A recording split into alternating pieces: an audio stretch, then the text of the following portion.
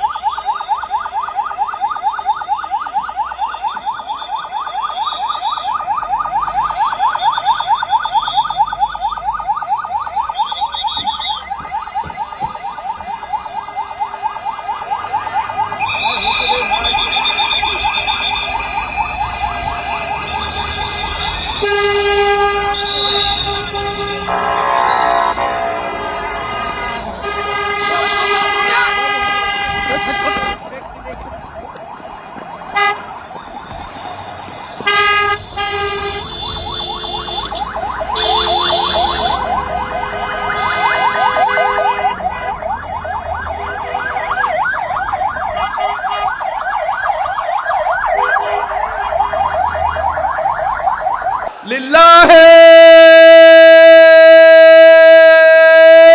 তাকবীর।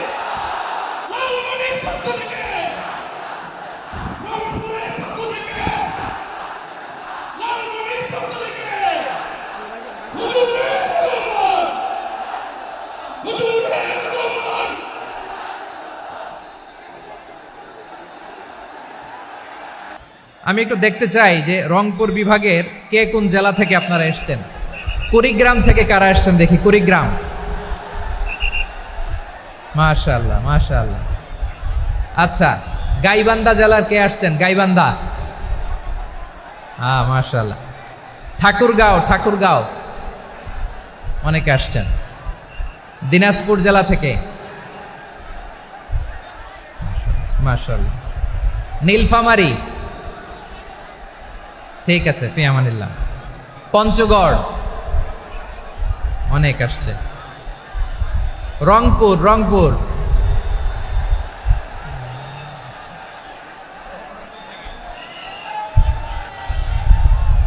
মাশাআল্লাহ। মাশাআল্লাহ,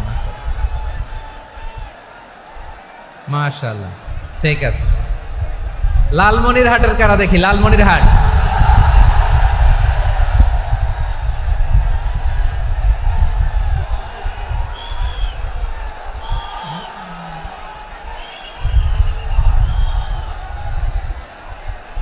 মাশাআল্লাহ, মাশাআল্লাহ,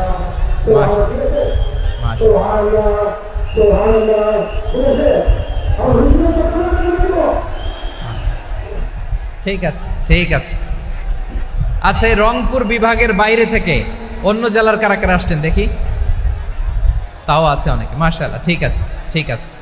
আজকের প্রোগ্রামে উপস্থিত আছেন প্রধান অতিথি হিসেবে অধ্যক্ষ আসাদুল হাবিব দুলু ভাই, সাংগঠনিক সম্পাদক বিএনপি, জাতীয় নির্বাহী কমিটির সভাপতি, জেলা বিএনপি লালমনিরহাট। বিশেষ অতিথি হিসেবে আমাদের অনেক ভাইরা এসছেন, সবাইকে শুকরিয়া জানাই। সভাপতিত্ব করছেন জনাব আব্দুল হাকিম। আইন শৃঙ্খলা বাহিনী, প্রশাসন, ভলান্টিয়ার্স, শুনেছি আমি প্রায় 5,000 ভলান্টিয়ার্স আপনারা নিয়োগ দিয়েছেন। আলহামদুলিল্লাহ, আলহামদুলিল্লাহ। অনেক গোছালো প্রোগ্রাম।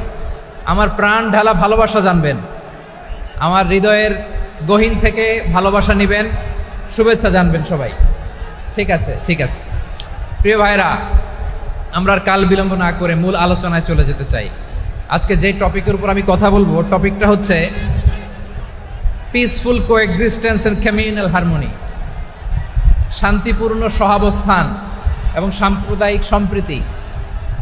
আমাদের বাংলাদেশে সাম্প্রদায়িক সম্প্রীতি আছে না নাই? আবহমান কাল থেকে আমরা মুসলিম, হিন্দু, বৌদ্ধ, খ্রিস্টান, পাহাড়ি, নৃগোষ্ঠী মিলেমিশে একাকার, আমরা সবাই মিলে বাংলাদেশ। আওয়াজ করে বলেন ঠিক কিনা? আমাদের পারস্পরিক সম্প্রীতি, ভালোবাসা, সৌহার্দ্যপূর্ণ আচরণ, বোঝাপড়া, এটা বেশ মজবুত, বেশ মজবুত। তবে মাঝে মাঝে আমাদের এই সম্প্রীতির ভেতরে অনেকে ফাটল ধরাতে চায়। আমরা যে সুখে আছি, শান্তিতে আছি, এটা অনেকের ভালো লাগে না, ঠিক কিনা বলেন? আমাদের মধ্যে সাম্প্রদায়িক সম্প্রীতি, সৌহার্দ্যপূর্ণ আচরণ, ভালোবাসা, এটা আবহমান কাল ধরে আছে। তার প্রমাণ, আমরা তাফসিরুল মাহফিলের আয়োজন করলে আমাদের হিন্দু ভাইরা ডিস্টার্ব করে না, ঠিক কিনা? এবং আমি যদি বলি হাত তোলেন, হিন্দু ধর্মের কারা কারা এসেছেন, কত শত কত হাজার যে হাত উঠবে, আপনি অবাক হয়ে যাবেন। আমি চাচ্ছি না হাত উঠাতে। খুলনাতে সর্বশেষ যে আমি প্রোগ্রাম করে গেলাম, সেখানে কয়েকশ হিন্দু ভাই আসছে আমাদের আলোচনা শুনতে, আলহামদুলিল্লাহ। অনেক বৌদ্ধরা আসে, অনেক খ্রিস্টানরা আসে। এবার সফরেও অনেক হিন্দু ভাইরা আমার সাথে দেখা করেছে। তারা বলেছে, হুজুর আমরা আপনার আলোচনা শুনি। আলহামদুলিল্লাহ বলেন। So it's our responsibility to present our religion to our non-Muslim brothers and sisters. আমাদের অমুসলিম ভাই বোনদের কাছে ইসলামের সৌন্দর্য তুলে ধরা, এটা আমাদের দায়িত্ব। We all are the ambassador of Islam. আমরা প্রত্যেকে দায়িত্বশীল, আমরা প্রত্যেকে এক একজন ইসলামের অ্যাম্বাসেডর। আলহামদুলিল্লাহ বলেন। এজন্য এমনভাবে দ্য বিউটি অফ ইসলাম, ইসলামের সৌন্দর্য আমাদেরকে ফুটিয়ে তুলতে হবে, যাতে করে নন মুসলিমরা শাহাদা পড়ে, কালিমা পড়ে মুসলমান হয়ে যায়। অনেক নন মুসলিম ভাই বোন আমাদের হাতে শাহাদা পড়ে, কালিমা পড়ে মুসলমান হয়েছে, অনেক। সো আমরা যেন ইসলামের বিউটিটাকে তুলে ধরতে পারি, এবং এই যে সম্প্রীতি, এটাকে যেন আমরা অটুট রাখতে পারি। আদতে আদতে বাংলাদেশের ইতিহাস বলে আমাদের দেশে কোনো দাঙ্গা নাই, আছে? লালমনিরহাটের ভাইয়ের আওয়াজ করে বলেন, আমাদের দেশে হিন্দু মুসলিম দাঙ্গা আছে? আমরা ভাই ভাই, আওয়াজ করে বলুন তো, আমরা কি ভাই ভাই?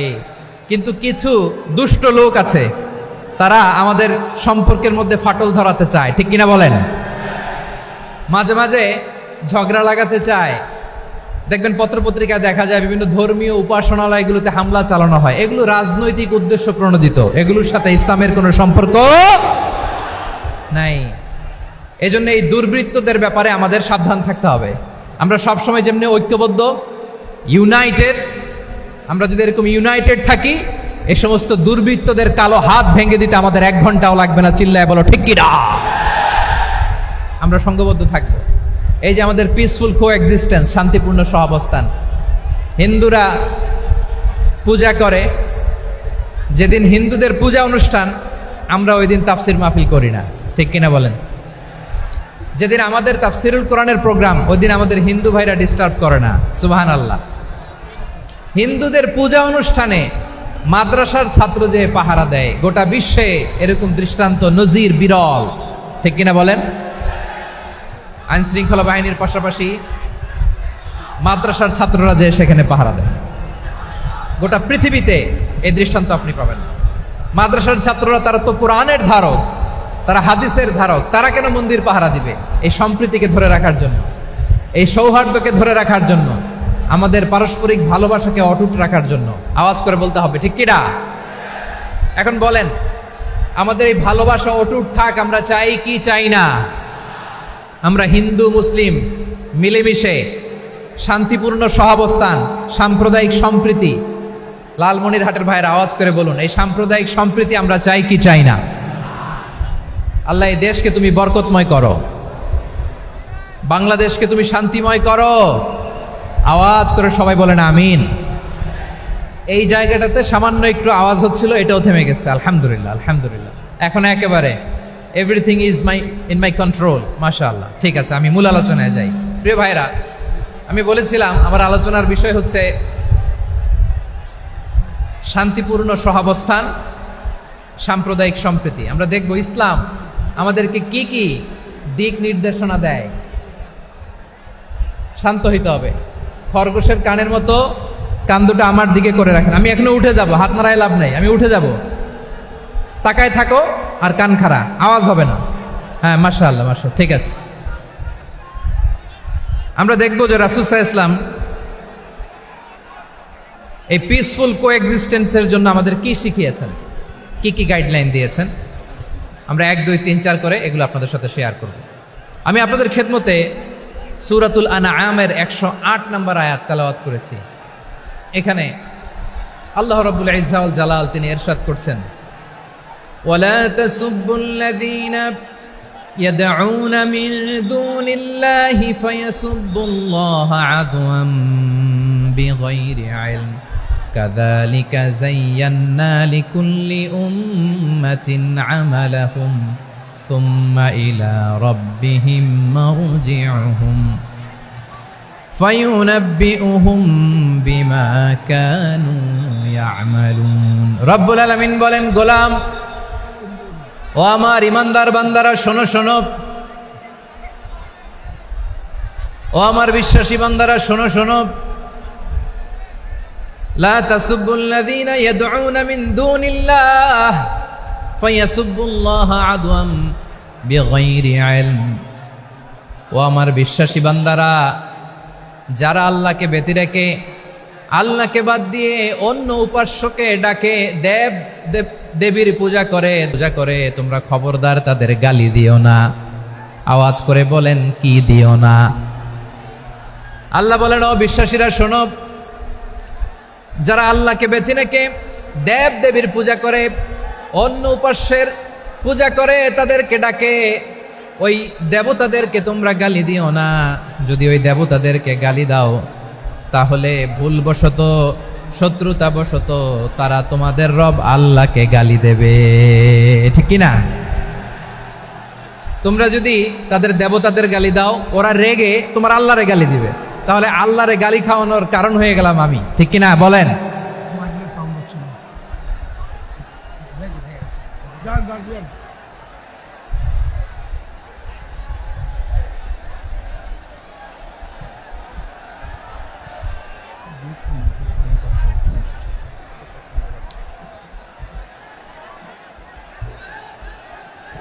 সম্মানিত ভাইয়েরা, এত বিশাল প্রোগ্রাম, মাইকের একটা সেটআপ থাকে, তারগুলো অনেক সময় নড়ে যায়, ধাক্কা ধাক্কিতে ডিসপ্লেস হয়, একটু ঝামেলা হবে।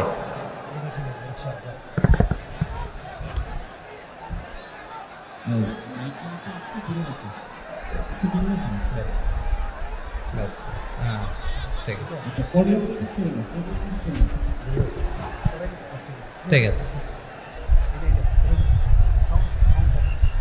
একটু সমস্যা হবে মাঝে মাঝে।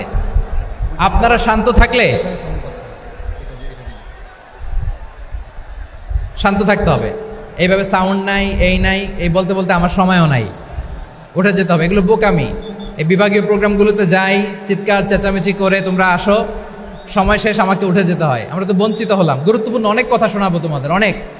প্রিয় ভাইরা, আপনারা শান্ত হয়ে বসুন, শান্ত হয়ে।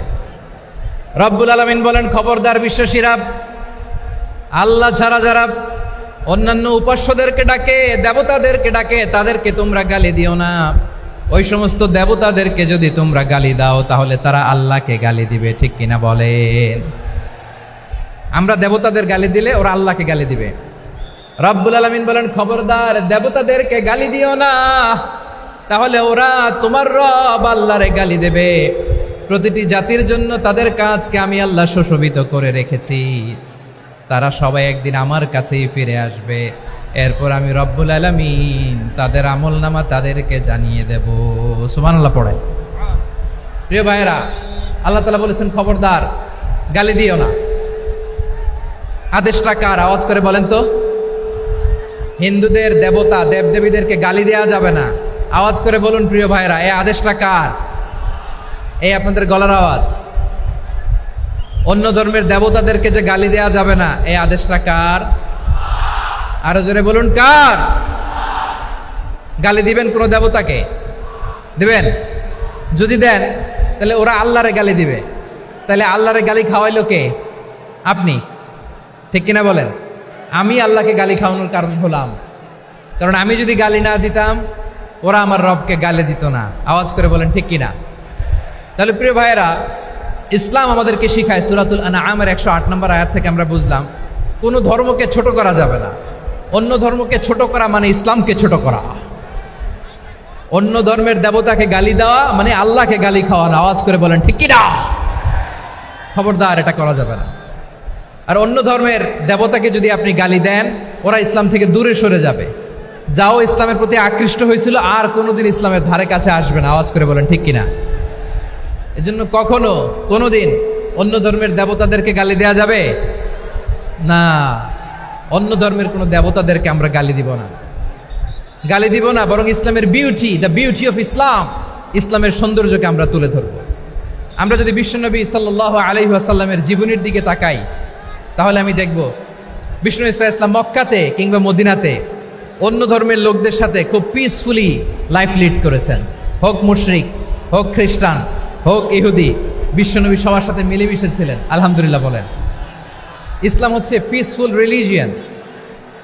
অন্য ধর্মের প্রতি সহনশীলতার সবক ইসলাম আমাদেরকে দেয়। কিন্তু প্রতিটি মুসলিমের এটা মনে রাখতে হবে, আল্লাহর কাছে পছন্দনীয় গ্রহণযোগ্য ধর্ম, জীবনাদর্শ একটি, সেটা হচ্ছে ইসলাম। আওয়াজ করে বলেন সেটা কি? লালমনিরহাটের ভাইয়েরা আওয়াজ করে বলুন, আল্লাহর কাছে মনোনীত ধর্ম একটি, সেটা কি? এজন্য রব্বুল আলামিন বলেন, ইন্নাদ-দীনা ইনদাল্লাহিল ইসলাম, আল্লাহর কাছে মনোনীত গ্রহণযোগ্য অ্যাকসেপ্টেড ধর্ম মতাদর্শ একটা, সেটা হলো ইসলাম। ইসলাম ছাড়া অন্য কোনো ধর্ম যদি কেউ তালাশ করে, তার ওই ধর্ম আল্লাহ গ্রহণ করবে না। ومن يبتغي غير الإسلام دينا فلن يقبل منه وهو في الآخرة من الخاسرين.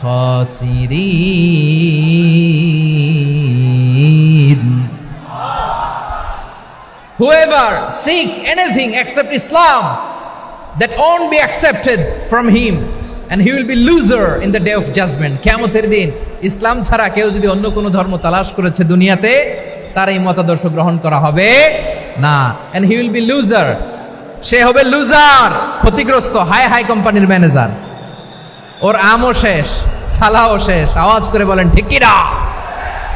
এজন্য ইসলাম পেয়ে আমরা খুশি না বেজার? প্রত্যেক নামাজ শেষে আমরা আল্লাহরে বলি, আল্লাহ রাদিতু বিল্লাহি রাব্বা ওয়া বিল ইসলামি দীনা ওয়া বি মুহাম্মাদিন নাবিয়ান ওয়া রাসূলা। ও আল্লাহ, তোমারে রব হিসেবে পেয়ে আমরা খুশি। ও আল্লাহ, ইসলামকে ধর্ম হিসেবে পেয়ে আমরা খুশি। বিশ্বনবীকে আমাদের রাসূল পেয়ে আমরা খুশি। ঠিক কিনা বলেন? ইসলাম ছাড়া অন্য কোনো ধর্ম আমরা গ্রহণ করব না। ঠিক কিনা বলেন? আল্লাহর কাছে অ্যাকসেপ্টেড রিলিজিয়ান একটা, সেটা ইসলাম। তো বিশ্বনবী সাল্লাল্লাহু আলাইহি ওয়াসাল্লাম মক্কাতে কিংবা মদিনাতে খুব পিসফুলি এক্সিস্ট করেছেন। যে কোনো ধর্মের সাথে মিলেমিশে চলেছেন। তার প্রমাণ আমরা যদি রাসূল সাল্লাল্লাহু আলাইহি ওয়াসাল্লামের বায়োগ্রাফির দিকে তাকাই তাহলে দেখব তিনি মুশরিকদের সাথে পিস ট্রিটি করেছেন, শান্তি চুক্তি, পিস ট্রিটি, পিস এগ্রিমেন্ট। আপনারা হুদাইবিয়ার সন্ধির নাম শুনেছেন? আমার লালমনিরহাটের কলিজার টুকরা ভাইয়েরা, হুদাইবিয়ার সন্ধির নাম আপনারা শোনেন নাই? 6ষ্ঠ হিজরিতে বিষ্ণু ঈসা ইসলাম মুশরিকদের সাথে এই ট্রিটি করেছেন, চুক্তি। কাদের সাথে? মুশরিকদের সাথে।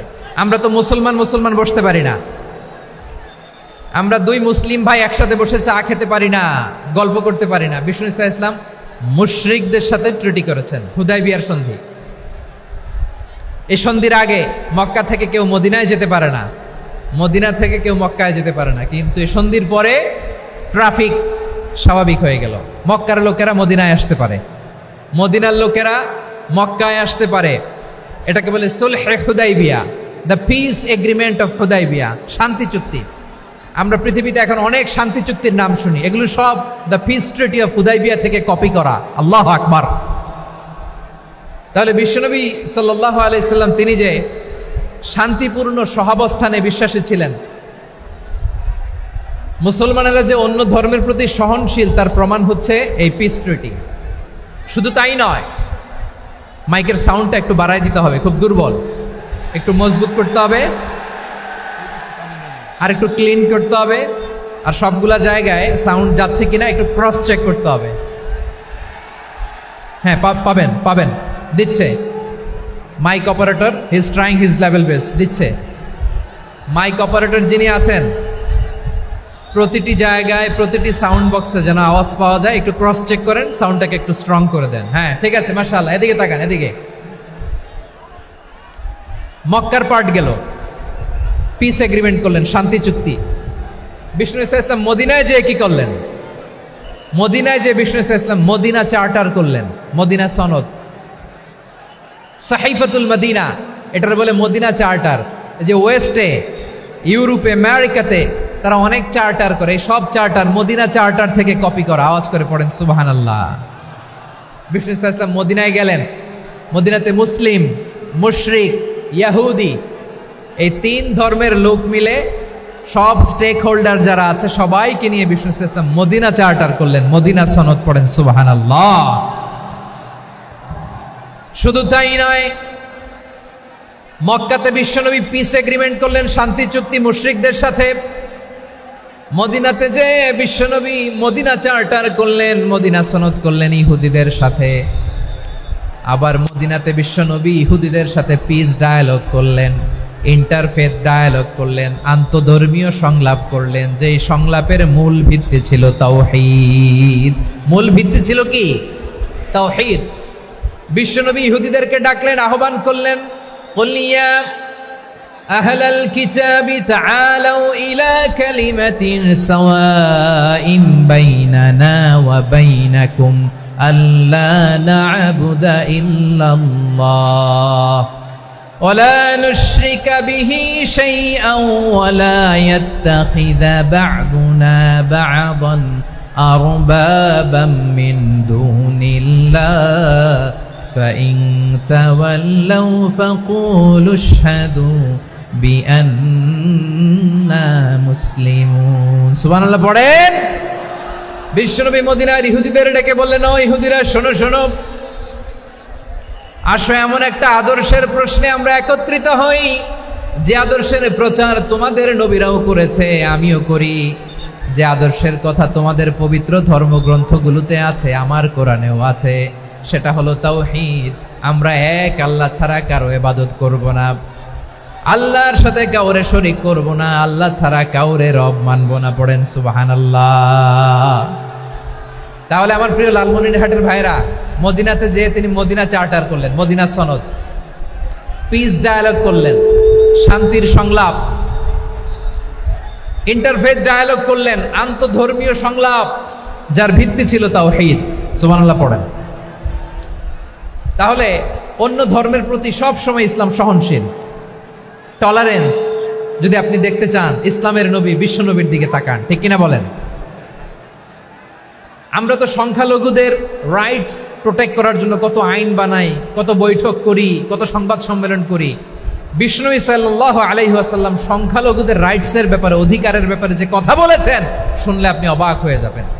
বিশ্বনবী বলেন, আলা মান যালামা মুআহাদান আও ইনতাকাসাহু আও কাল্লাফাহু ফাওকা তাআতিহি আও কাল্লাফাহু ফাওকা তাকাতিহি আও আখাযা মিনহু শাইআন বিগাইরি তিবি নাফসিন ওয়া আনা হাজিজুহু ইয়াউমাল কিয়ামা। খবরদার, জেনে রাখো, কেউ যদি কোনো সংখ্যালঘুর উপরে অত্যাচার করে, কোনো সংখ্যালঘুর প্রাপ্য থেকে যদি কেউ কাউকে ঠকায়, সংখ্যালঘুর উপর যদি কেউ কষ্ট দেয়, কোনো সংখ্যালঘুর সম্পদ যদি কেউ জোর করে কেড়ে নেয়, আমি কিয়ামতের দিন বিশ্বনবী ওই সংখ্যালঘুর পক্ষে আর ওই মুসলমানদের বিপক্ষে বাদী হয়ে দাঁড়াবো।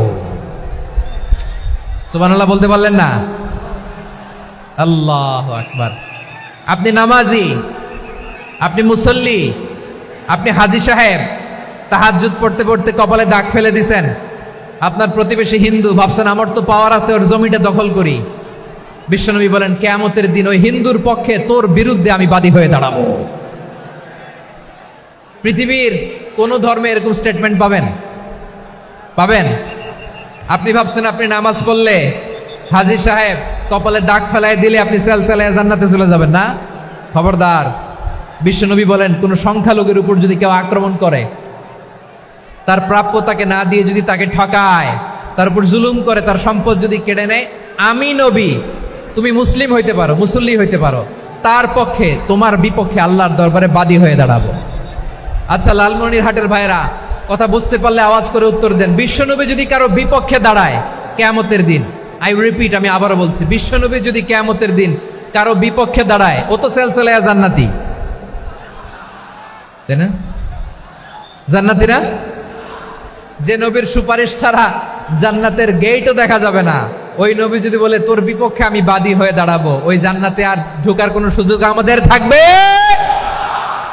এখানেই শেষ না আমার প্রিয় লালমনিরহাটের ভাইয়েরা, এখানেই শেষ নয়। বিশ্বনবী বলেন, মান কাতালা মুআহাদান, বুখারীর বর্ণনা, মান কাতালা মুআহাদান লাম ইয়ারাহ রাইহাতাল জান্নাহ।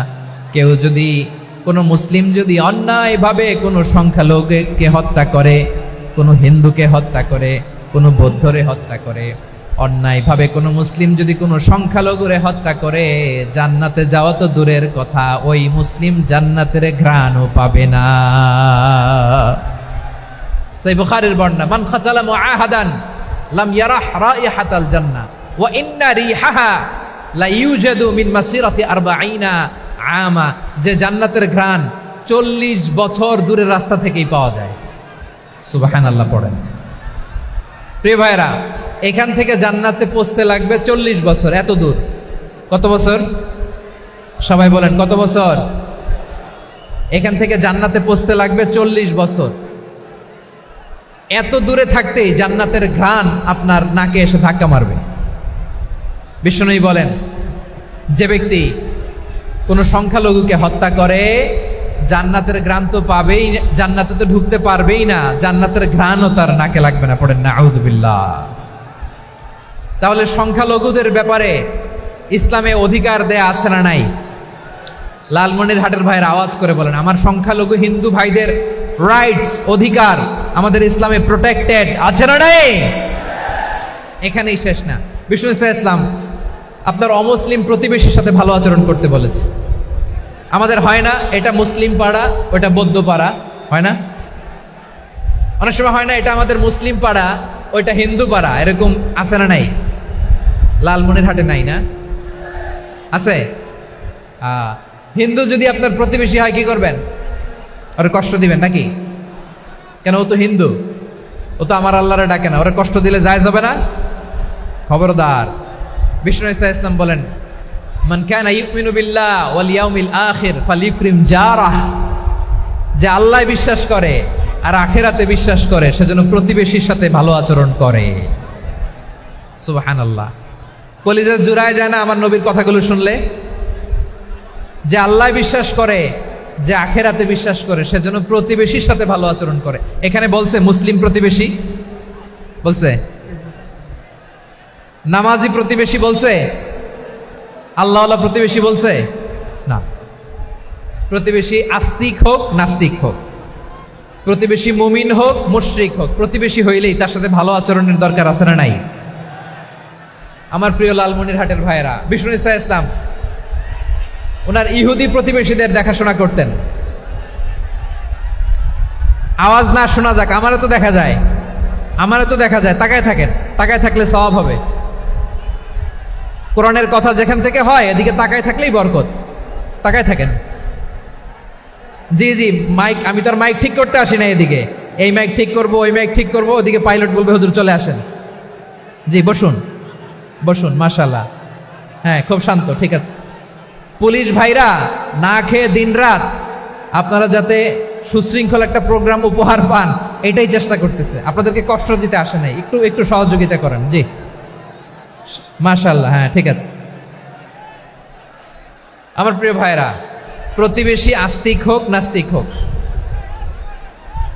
মুসলিম হোক হিন্দু হোক, তার সাথে ভালো আচরণ করতে হবে। বিষ্ণু ইসা ইসলাম ওনার ইহুদি প্রতিবেশীর বাসায় যেতেন। কোন প্রতিবেশী? ইহুদি। আওয়াজ করে বলেন, কোন প্রতিবেশী? ইহুদি। এক ইহুদি কিশোর বিষ্ণু ইসা ইসলামের খেদমত করতে, ইহুদি ছেলে আমার নবীর খেদমত করতো, তারা ছিল নবীর প্রতিবেশী। তো অনেক দিন হয় ইহুদি ছেলেটা আসে না।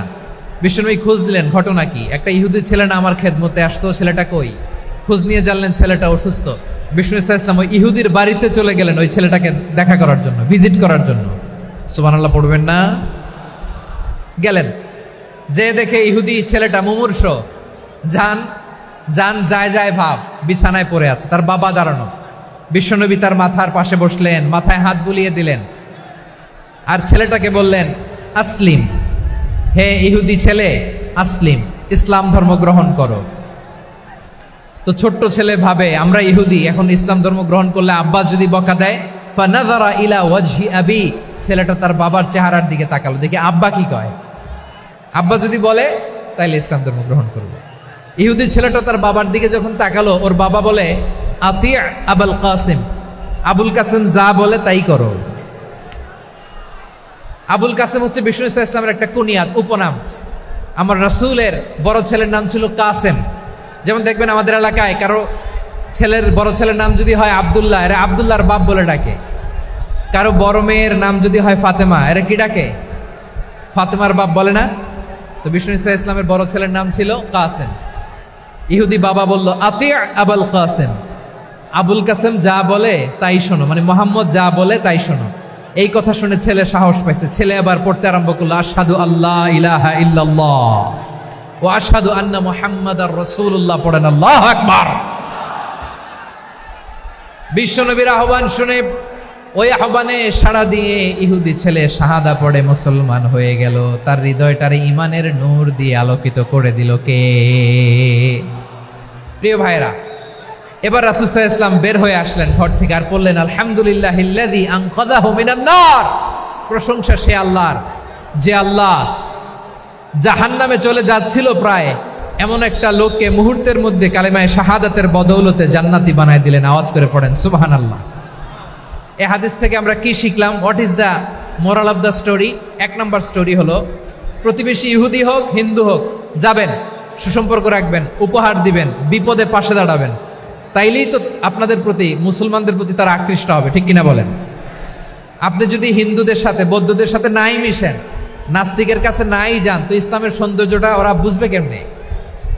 আমার অনেক হিন্দু পরিচিত ভাই আছে, ওরা আমাদের ইফতারির প্রোগ্রামে এসে একসাথে ইফতারি করে। অনেক মদখোর আমার সাথে বসে একসাথে ডিনার করে, হাফ প্যান্ট পরা, গলায় স্বর্ণের চেইন, হাতে স্বর্ণের ব্রেসলেট, আইসা আমার সাথে ডিনার করছে, আছে এরকম। গাঁজাখোর, আমি বলি আসো, welcome welcome to my dinner, আসো বসো। বসলেই তো আমি ওর ডিএনএ, চিন্তার ডিএনএ চেঞ্জ করে দেওয়ার সুযোগ পাবো। চিল্লায় বলো ঠিক কি না? আসতে হবে আমার কাছে। Hour door is open, the door of Islam is open 24/7। সব সময় আমাদের ইসলামের দরজা আমার অমুসলিম ভাইদের জন্য খোলা আছে না নাই?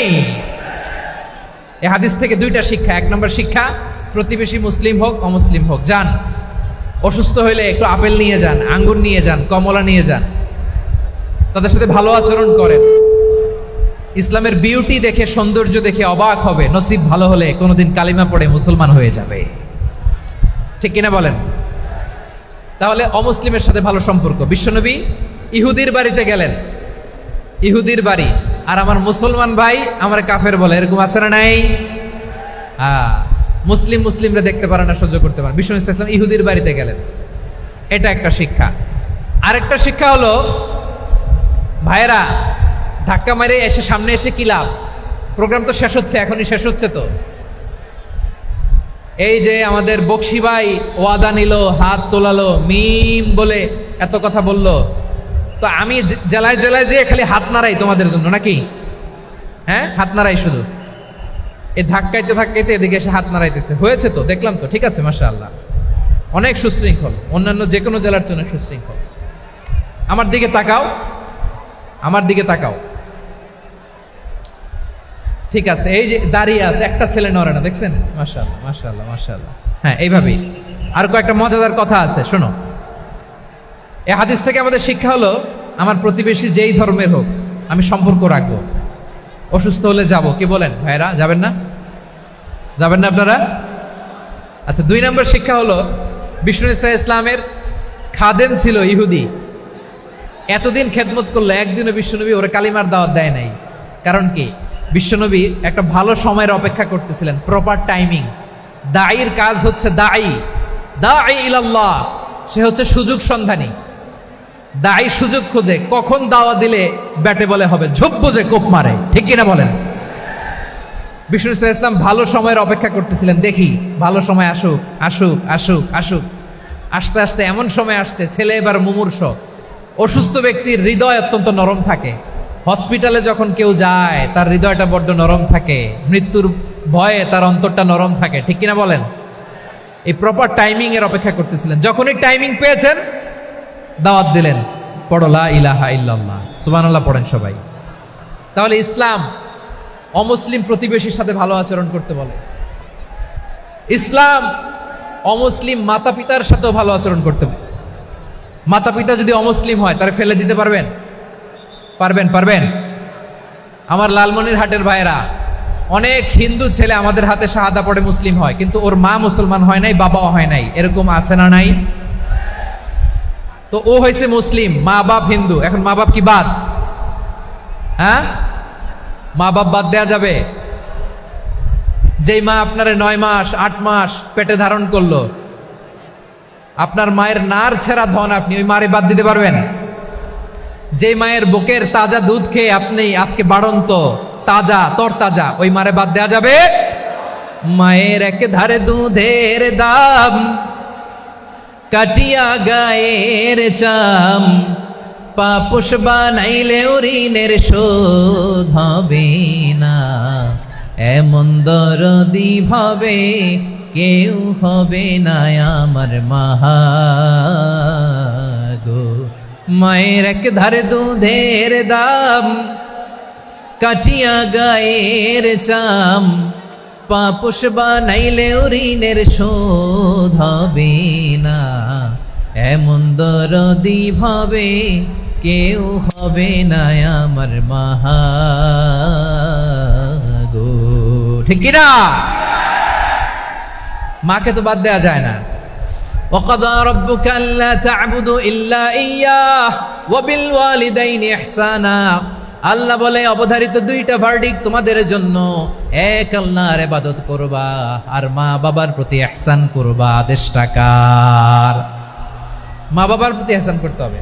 আমার মা হিন্দু হোক, ভালো আচরণ করতে হবে, বৌদ্ধ হোক, ভালো আচরণ করতে হবে। আমার যে সমস্ত হিন্দু ভাইয়েরা মুসলিম হয়েছ, তোমাদের মা বাবা এখনো মুসলমান হয় নাই, তাদের সাথে ভালো আচরণ করতে হবে। আপনাদের খেদমত নিজে করতে হবে, অথবা খেদমতের ব্যবস্থা করাই দিতে হবে। মান্থলি যে খরচ লাগে এটা দিতে হবে। আরে তুমি এখন মুসলিম, তোমার মা বাবা হিন্দু, এখনই তো সুযোগ ইসলামের সৌন্দর্য দেখানো। এখন মা বাবা যদি দেখে, আরে এটা হিন্দু থাকতে তো বদমাইশ ছিল, বেয়াদব ছিল, কি এমন ধর্ম সে গ্রহণ করলো যেটা গ্রহণের সাথে সাথে সে পাল্টে গেল? কি এমন ধর্ম সে গ্রহণ করেছে যেটা তার জীবনকে আলোকিত করে দিয়েছে? নসিব ভালো হইলে তারাও কালিমা পড়ে মুসলমান হয়ে যাবে। বিষ্ণু ইসলামের স্ত্রীর নাম ছিল আয়েশা রাদিয়াল্লাহু তাআলা আনহা, আবু বকর রাদিয়াল্লাহু তাআলা আনহুর মেয়ে। আবু বকর রাদিয়াল্লাহু তাআলা আনহুর আরেক মেয়ের নাম হচ্ছে আসমা। কি নাম? দুজনই আবু বকর রাদিয়াল্লাহু তাআলা আনহুর মেয়ে, আসমা আর আয়েশা। নাম দুইটা কেমন লাগে? আসমা নামটা কেমন লাগে? আয়েশা নামটা কেমন লাগে? সবার ভালো লাগে নাই? নাম দুটো আপনাদের ভালো লাগে? লালমনিরহাটে অনাগত যদি কন্যা সন্তান হয়, যদি মনে চায় আসমা রেখে দিতে পারবেন, যদি মনে চায় আয়েশা রেখে দিয়েন। দেশে বিদেশে এয়ারপোর্টে রাস্তাঘাটে শুধু বলে হুজুর একটা নাম দেন, আমার ছেলের একটা নাম দেন, মেয়ের একটা নাম দেন। তো আমার মনে আছে যশোরের আদ্দিনের মাহফিলে আমি একটা দুইটা নাম দিয়েছিলাম। আজকে লালমনিরহাটের এই প্রোগ্রামে কন্যা সন্তান যদি হয় দুটা নাম দিলাম, আসমা কিংবা আয়েশা। ইনশাআল্লাহ পড়েন। দুজন বোন, এক মায়ের না, বাবা এক মা দুইজন। আয়েশা রাদিয়াল্লাহু তাআলা আনহার মায়ের নাম উম্মে রুমান, আর আসমা রাদিয়াল্লাহু তাআলা আনহার মায়ের নাম কুতাইলা বিনতে আব্দুল উজ্জা। আবু বকর রাদিয়াল্লাহু তাআলা আনহু 4টা বিয়ে করেছিলেন। তো একই ঘটনা ঘটেছে এই ফ্যামিলিতে। আসমা ইসলাম ধর্ম গ্রহণ করে মুসলিমা, কিন্তু তার মা কুতাইলা মুশরিকা। আই রিপিট, বোঝার জন্য আমি আবারও বলি, আসমা রাদিয়াল্লাহু তাআলা আনহা মুসলিমা, আর আসমার মা কুতাইলা, আওয়াজ করে বুঝে থাকলে বলেন, আসমার মা মুশরিকা। তার মানে মেয়ে মুসলিম, মা অমুসলিম। ভেজাল আছে না নাই? কিন্তু কুতাইলা আর ধৈর্য ধারণ করতে পারে না। নার ছেড়া ধন, কলিজার টুকরা ধন, কলিজার টুকরা সন্তান আসমারে দেখতে বড্ড মন চায়। সাইয়েদনা আসমা রাদিয়াল্লাহু তাআলা আনহা মক্কা থেকে হিজরত করে মদিনায় চলে গেলেন হুদাইবিয়ার পর। যখন মক্কা মদিনার ট্রাফিক স্বাভাবিক হলো, মক্কার লোক মদিনায় যায়, মদিনার লোক মক্কায় আসে। কুতাইলা কলিজার টুকরা সন্তান আসমারে দেখার জন্য কিছু উপহার নিয়ে বিশাল মরুপথ পাড়ি দিয়ে মক্কা থেকে মদিনায় যায়। সুবহানাল্লাহ বলেন। এখন মা আসছে মেয়ের সাথে দেখা করতে, মেয়ে তো আর দেখা দেয় না। মেয়ে ভাবছে আমার মা তো মুশরিকা, অপবিত্রা, তার সাথে কি দেখা দেয়া যাবে? বিশ্বনবীর দরবারে চলে গেলেন। সুবহানাল্লাহ বলেন। কি সৌভাগ্যবান ছিল তারা, মাসলা জানার দরকার হলেই নবীর দরবারে চলে যেত। ঘরে বউয়ের সাথে ঝগড়া হলে নবীর দরবারে চলে যেত। অনেক সাহাবী বলে আমার পেটে ক্ষুধা লাগলো আমি নবীর কাছে চলে যেতাম, কারণ নবীর চেহারার দিকে তাকালেই আমার পেটের ক্ষুধা মিটে যেত। সাইয়েদনা আসমা রাদিয়াল্লাহু তাআলা আনহা বিশ্বনবীর কাছে চলে গেলেন, যে বললেন ইয়া রাসূলুল্লাহ ইয়া হাবিবাল্লাহ ইন্না উম্মি কাদিমাতুন ইলাইয়া ওয়া হিয়া রাগিবা। আমার মা মক্কা থেকে অনেক দূর মরুর পথ পাড়ি দিয়ে উপহার সামগ্রী নিয়ে মদিনায় আমার সাথে দেখা করতে এসেছে গো নবী। আমার জানতে বড্ড ইচ্ছে হয় আমি আমার মুশরিকা মাখা করতে পারবো কিনা। আফা আসিলুহা, আগে যেমনি আমি আমার মায়ের সাথে ভালো আচরণ করতাম, যেমনি আমি আমার মায়ের সাথে সদাচরণ করতাম গো নবী, এখন আমি মুসলিমা, মা মুশরিকা, এখনো কি আগের মতো সদাচরণ করতে পারবো নাকি? বিশ্বনবী বললেন নাম সিলিহা, হ্যাঁ রে আসমা, অবশ্যই অবশ্যই, আগে ঠিক যেমন তুমি তোমার মায়ের সাথে ভালো আচরণ করতে, এখনো তেমনি আগের মতো ভালো আচরণ করবা। আওয়াজ করে পড়েন সুবহানাল্লাহ। কি ইসলাম আমরা পেয়েছি! কত ব্রড মাইন্ডেড আমাদের ইসলাম, কত ওপেন মাইন্ডেড ইসলাম, কত ওপেন আপ করতে পারে, চিন্তা করতে পারেন। বিষ্ণু বললেন হ্যাঁ অবশ্যই, নাম সুলিহা, আগে যেমনি ভালো আচরণ করছো আসমা, এখন ওই রকমই করো, পারলে আরো বাড়াই করো। সুবহানাল্লাহ বলেন। তাহলে আমার যে হিন্দু ভাইয়েরা, হিন্দু বোনেরা ইমানের বদৌলতে দৌলতে আপনি ধন্য হয়েছেন, আপনার আম্মা আব্বা এখনো মুসলমান হয় নাই, তাদের জন্য দোয়া করেন, তাদের জন্য দোয়া করেন, আল্লাহ যেন তাদেরকেও ইমানের দৌলত দান করে। আমরা সবাই পড়ি আমিন, আরো জোরে পড়েন আমিন। এখন বলেন ইসলাম কি ন্যারো মাইন্ডেড রিলিজিয়ান না ব্রড মাইন্ডেড? লালমনিরহাটের যুবক ভাইরা আওয়াজ করো, ইসলাম কি ন্যারো মাইন্ডেড না ব্রড মাইন্ডেড? কতটা ব্রড মাইন্ডেড দেখেন। বিশ্বনবী সাল্লাল্লাহু আলাইহি সাল্লাম অমুসলিমরা যদি নবীকে উপহার দিত, ওই উপহারও বিশ্বনবী গ্রহণ করতেন। সুবহানাল্লাহ পড়েন। আপনার অমুসলিম বন্ধু যদি উপহার দেয় সেটাও আপনি নিতে পারবেন, যেটা নেওয়া জায়েজ। কিন্তু আপনার বন্ধু যদি আপনার মদের বোতল দেয়, নিতে পারবেন? হ্যাঁ, মদের বোতল দিলে পারবেন না। আপনার বন্ধু যদি আপনার পর্ক দেয়, পর্ক, শুকরের গোশত মিশ্রিত কোনো খাবার, ওটা নিতে পারবেন না। হালাল যে কোনো জিনিস নিতে পারবেন। বিশ্বনবী সাল্লাল্লাহু আলাইহি ওয়াসাল্লাম অমুসলিমদের দেয়া হাদিয়া গ্রহণ করতেন। কেমন নবী ছিলেন? আমার নবীরে চিনে নেন, আমার নবীর অ্যাটিটিউড জেনে নেন। বিশ্বনবী সাল্লাল্লাহু আলাইহি ওয়াসাল্লাম যখন কোনো জনপদে যেতেন, 3টা অপশন নিয়ে যেতেন। প্রিয় ভাইয়ের, আওয়াজ করে বলতে হবে, কোন জনপদে গেলে আমার নবীর অপশন থাকতো কয়টা? আমার মতো 3 আঙ্গুল উঁচু করে দেখান আর বলুন, আমার নবী কোন জনপদে গেলে কয়টা অপশন নিয়ে যেতেন? 1 নম্বর অপশন, আসলিম তাসলাম। নতুন এলাকায় গেলে বলতেন আসলিম তাসলাম, ইসলাম ধর্ম গ্রহণ করো, শান্তিতে থাকবা, আমার ভাই হয়ে যাবো, আমরা ভাই ভাই। ইসলাম মানো, আমরা ভাই ভাই। অপশন নাম্বার কত? 1।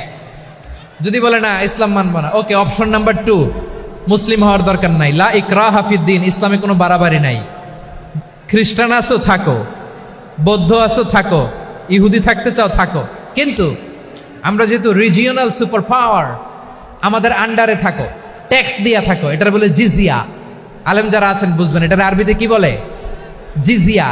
You pay us the tax, we will give you the security. তোমরা ট্যাক্স দিবা, আমরা সিকিউরিটি দিব, আমাদের আওতায় থাকবা, কেউ তোমাদেরকে আক্রমণ করতে পারবে না, আমরা নিরাপত্তা দিব। সুবহানাল্লাহ বলেন। এটা অপশন নাম্বার কত? আচ্ছা, বুঝে থাকলে বলেন, 1 নম্বর অপশন কি ছিল? ইসলাম। ইসলাম মানো, শান্তিতে থাকবা, ভাই ভাই, আমরা ভাই ভাই। অপশন নাম্বার 2, ট্যাক্স দাও, আমরা নিরাপত্তা দিব, মুসলিম হওয়া লাগবে না।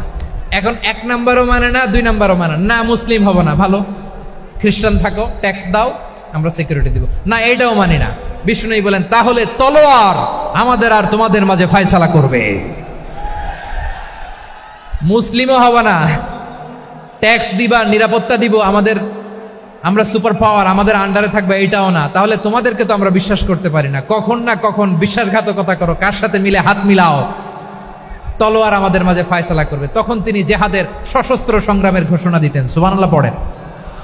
দেখেন, পশ্চিমারা জেহাদকে এইভাবে চিত্রায়িত করে না। ওরা জেহাদ বলতে বোঝায় তলোয়ার, হাত কাটো, গলা কাটো, না। জেহাদ সশস্ত্র সংগ্রাম 3 নম্বরে। অধিকাংশ ক্ষেত্রেই বিশ্বনবীর সুন্দর আচরণ দেখে, আরে আমার নবীর যে নুরানি চেহারা, অনেকে তো কেবল সিরেফ চেহারাটা দেখেই কালিমা পড়ে মুসলমান হয়ে গিয়েছে। যারা মুসলিম হয় নাই, তারা তাদের ইসলামেই বলবৎ ছিল, ট্যাক্স দিয়ে ইসলামের আন্ডারে ছিল। যারা এটাও মানে নাই, ওইটাও মানে নাই, তাদের বিরুদ্ধে জেহাদ। বিষ্ণু ইসলাম 7ম হিজরিতে যখন খায়বার বিজয়ের পরে ইসলাম রিজিওনাল সুপার পাওয়ার হিসেবে আত্মপ্রকাশ করলো, বিশ্বনবী চিঠি লিখলেন অন্যান্য সুপার পাওয়ারের কাছে, রাষ্ট্রীয় চিঠি লেখে এক রাষ্ট্রপ্রধান আরেক রাষ্ট্রপ্রধানের কাছে। ঠিক কিনা বলেন? জানেন না আপনারা? এই যে 24-এর ছাত্র নাগরিক অভ্যুত্থানে, এই অভ্যুত্থান যখন শুরু হয়, আমি তখন সাউথ আফ্রিকাতে, একটা স্ট্যাটাস দিয়েছিলাম, কোটা নয়, গোটা দেশ সংস্কার করা লাগবে। শুধু বাংলাদেশ নয়, সারা বিশ্বের বাংলা ভাষাভাষী লোকেরা এই আন্দোলনের সাথে সমর্থন তারা করেছে, এটাকে সাপোর্ট করেছে, তারা সমর্থন দিয়েছে। আমাদের ইউনাইটেড আরব আমিরাতের বাংলাদেশি ভাইয়েরা, তারা সেখানে রাস্তায় নেমে এসেছিল, জানেন? ওইখানে ডেমনস্ট্রেশন করা যায় না, সেখানকার সরকার তাদেরকে যাবজ্জীবন দিয়েছিল। তখন আমাদের এই যে প্রধান উপদেষ্টা ডক্টর মোহাম্মদ ইউনূস সরাসরি G2G বলে, এটারে G2G, government to government, G2G, উনি চিঠি লিখলেন যে তাদেরকে, ইউর হাইনেস, হে সম্মানিত আমির, আপনি আমার এই চিঠির কারণে আমার সম্মানে এই 53 জন বাংলাদেশিকে মাফ করে দেন। এই চিঠির বদৌলতে বেকসুর খালাস পেয়ে গিয়েছিল আমাদের ভাইরা। জানেন না এই ঘটনা আপনারা? তাহলে গভর্নমেন্ট টু গভর্নমেন্ট চিঠি দেওয়া হয়। 7ম হিজরিতে বিষ্ণু ইসলাম সব সুপার পাওয়ারের কাছে চিঠি দিলেন, রোমান সম্রাটের কাছে, পারস্য অধিপতির কাছে, মিশরের অধিপতির কাছে, সবার কাছে চিঠি লিখলেন। চিঠির ভাষা ছিল এরকম, মিন মুহাম্মাদিন রাসূলিল্লাহ ইলা মুকাওকিস আযীমিল কিবত, মুহাম্মদ রাসূলুল্লাহর পক্ষ থেকে মিশরের বাদশার কাছে, আসলিম তাসলাম, ইসলাম মানো, শান্তিতে থাকবা, সালামুন আলা মান ইত্তাবা আল হুদা, শান্তি তার জন্য যে হেদায়েতের অনুসরণ করে। সুবহানাল্লাহ পড়েন। তো এই চিঠি অনেকে ভালোভাবে রিসিভ করেছে, অনেকে এই চিঠি পাওয়ার পরে নবীর কাছে আবার ইন রিটার্ন উপহার পাঠিয়েছে। কি পাঠিয়েছে? উপহার। মিশরের বাদশাহ মুকাউকেস তিনি বিশ্বনবীকে বিশাল এক উপহারের ডালি পাঠিয়েছেন। মিশরের বাদশাহ মুকাউকেস ছিলেন ধর্মে খ্রিস্টান। লালমনিরহাটের ভাইয়েরা আওয়াজ করে বলেন, মিশরের বাদশাহ ধর্মে কি ছিল? খ্রিস্টান। কি উপহার দিয়েছিল আমার নবীকে? শুনতে মনে চায়? আওয়াজ নাই লালমনিরহাটের গলায়। শুনতে মনে যায়? 1000 স্বর্ণ মুদ্রা। 1000 স্বর্ণ মুদ্রা। 2টা খ্রিস্টান দাসী, একজনের নাম মারিয়া বিনতে শামাউন আল কিবতিয়া, আরেকজনের নাম সিরিন বিনতে শামাউন আল কিবতিয়া। একজন খ্রিস্টান দাস 20 থান কাপড় জামা বানানোর জন্য, আমরা নবী যেন সেলাই করে জামা বানাতে পারে এজন্য 20 থান কাপড়, 20 থান ফাইন গার্মেন্ট। সুবহানাল্লাহ পড়বেন না? এরপরে একটা গাধা যেটার নাম ছিল উফাইর, আর একটা খচ্চর, এটার নাম ছিল দুলদুল। খচ্চর চিনেন? গাধা আর ঘোড়ার ক্রসিং এ যে প্রাণীটা দুনিয়াতে আসে এটার খচ্চর বলে। তো এই যে সুপার পাওয়ার, খ্রিস্টান বাদশার কাছে নবী চিঠি লিখলেন, ওই খ্রিস্টান বাদশাহ আমার নবীকে উপহার দিল। বিশ্বনবী এই উপহারগুলো সানন্দে গ্রহণ করেছে। সুবহানাল্লাহ পড়বেন না? তাহলে অমুসলিম কেউ যদি আপনাকে উপহার দেয়, হালাল উপহার হলে আপনি গ্রহণ করতে পারবেন। অনুরূপভাবে পারস্যের বাদশাহ, রোম সম্রাট বিশ্বনবীকে উপহার পাঠিয়েছেন। আমার নবী সবগুলো উপহার, গিফট গ্রহণ করেছেন। সুবহানাল্লাহ বলেন। তাহলে প্রিয় লালমনিরহাট, আওয়াজ করে বলুন, ইসলাম কি ন্যারো মাইন্ডেড রিলিজিয়ন না ব্রড মাইন্ডেড? আম্মাজান আয়েশার কাছে মাসালা জানতে চায় মেয়েরা, হে আম্মাজান, অগ্নি উপাসকেরা তাদের ঈদের দিন নওরোজের সময় আমাদেরকে পাখি দেয়, নেওয়া যাবে? উনি বললেন, ওরা জবাই করে দিলে নেওয়া যাবে না, কিন্তু ওরা যদি ফলমূল এরকম খাবার দেয় এগুলো নেওয়া যাবে। তার মানে অমুসলিমদের দেয়া উপহার এটা গ্রহণ করা যায়। সুবহানাল্লাহ বলেন। শুধু তাই নয়, বিষ্ণু ঈসা ইসলাম অমুসলিমদের সাথে আর্থিক লেনদেনও করেছেন, ফিনান্সিয়াল ডিলিং করেছেন। অমুসলিমদের সাথে প্রয়োজনে আপনি ফিনান্সিয়াল ডিলিং করতে পারবেন। আমরা প্রায় দেখি বাজারের মিষ্টির দোকানগুলো আমার হিন্দু ভাইদের। লালমনিরহাটে মিষ্টির দোকান, দইয়ের দোকান কারা চালায়? হিন্দুরা চালায় না? তারপরে যে বারবার শপ, চুল কাটে যে নাপিত, অধিকাংশ নাপিতের দোকানে কারা? আমার হিন্দু ভাইরা। তা আপনি চুল কাটতে পারবেন কিনা? পারবেন কিনা বলেন? পারবেন। তার দোকান থেকে দই মিষ্টি কিনতে পারবেন কিনা? হ্যাঁ, আমার মুসলিম ভাইয়ের দোকান থাকলে ওইটারে আমি বেশি প্রায়োরিটি দিব, ঠিক কিনা?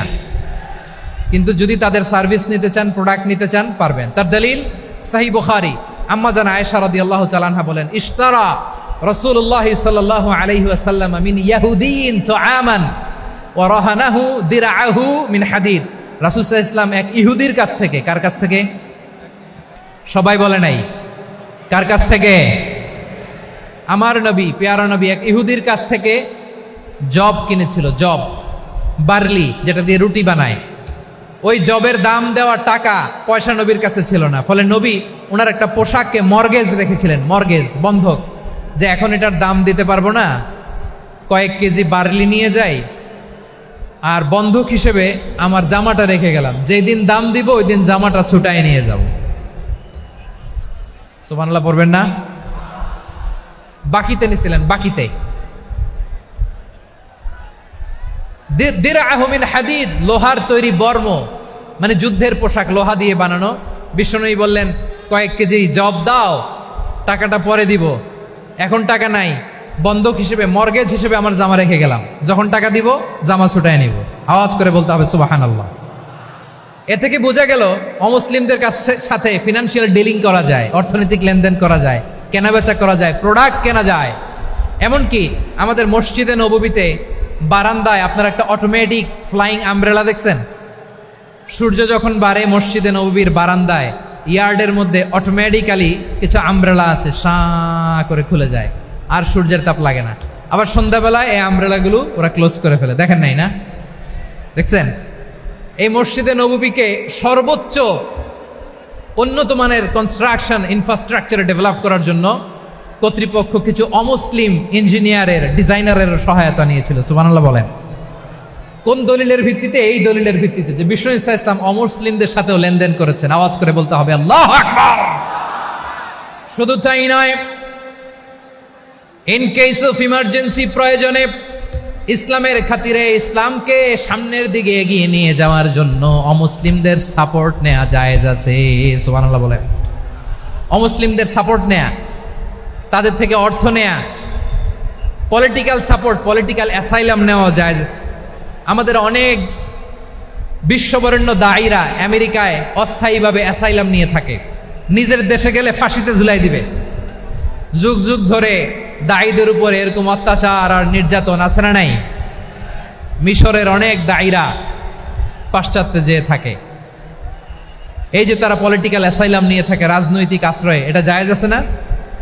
এটা যে জায়েজ আছে তার প্রমাণ স্বয়ং বিশ্বনবী সাল্লাল্লাহু আলাইহি ওয়াসাল্লাম পলিটিক্যাল সাপোর্ট নিয়েছিলেন অমুসলিমদের কাছ থেকে। সুবহানাল্লাহ বলেন। খুব মজাদার একটা ঘটনা, শুনবেন? আপনাদের আগ্রহ দেখে তো মনে হয় না শোনার ইচ্ছা আছে। আছে আছে, গলায় জোর আছে। লিল্লাহি তাকবীর, লিল্লাহি তাকবীর, নারায়ে তাকবীর। মাশাআল্লাহ।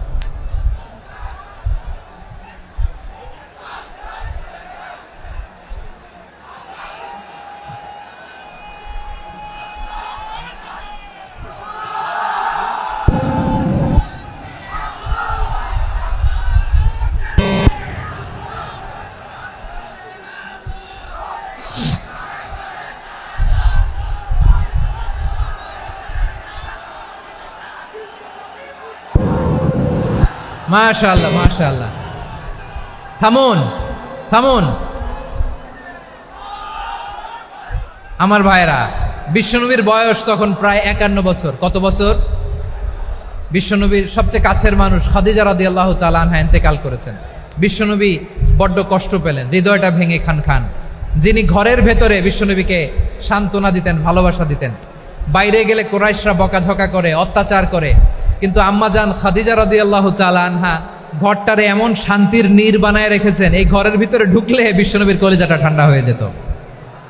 এজন্য রব্বুল আলামিন বলেন, খাদিজা, ও আমার বান্দি খাদিজা, জান্নাতে এমন স্পেশাল একটা ঘর আমি তোমার জন্য রেডি করে রেখেছি। ওই ঘরের মধ্যে কোনো আওয়াজ নাই, ওই ঘরের মধ্যে কোনো নয়েজ নাই, ওই ঘরে কোনো বিশৃঙ্খলা নাই।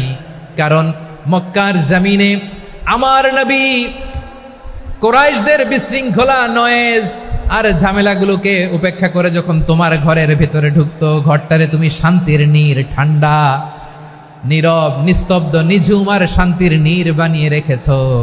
এজন্য জান্নাতে স্পেশাল একটা শান্তির নীড় আমি তোমারে উপহার দেব। ওই প্রিয়তমা স্ত্রী খাদিজা ইন্তেকাল করলেন, বিশ্বনবীর হৃদয় ভেঙে খান খান। আবার ওনার চাচা আবু তালেব ইন্তেকাল করলেন, যিনি পলিটিক্যাল শেল্টার দিতেন নবীকে। কে দিতেন?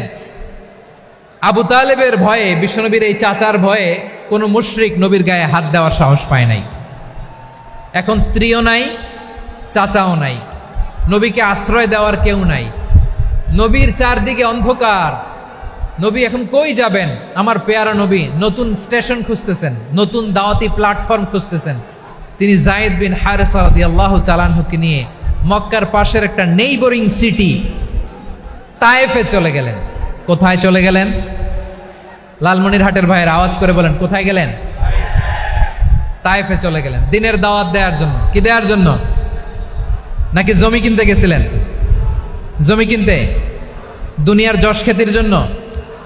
নিজের কোনো লাভের জন্য? তায়েফবাসীদেরকে জাহান্নামের আগুন থেকে বাঁচানোর জন্য। আওয়াজ করে বলতে হবে ঠিক কিনা?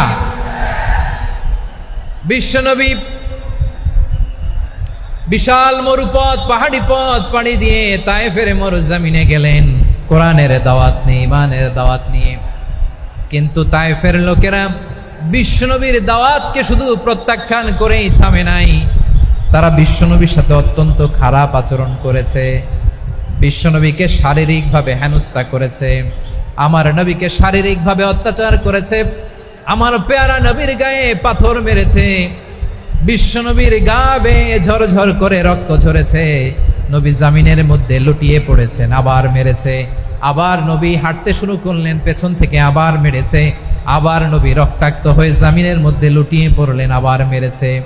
বিশ্বনবীর মতো এত সুশ্রী মানব, বিশ্বনবীর মতো এত শুভ্র মানব, বিশ্বনবীর মতো এমন চমৎকার দেহাবয়ব দিয়ে রব্বুল আলামিন কাউকে বানান নাই।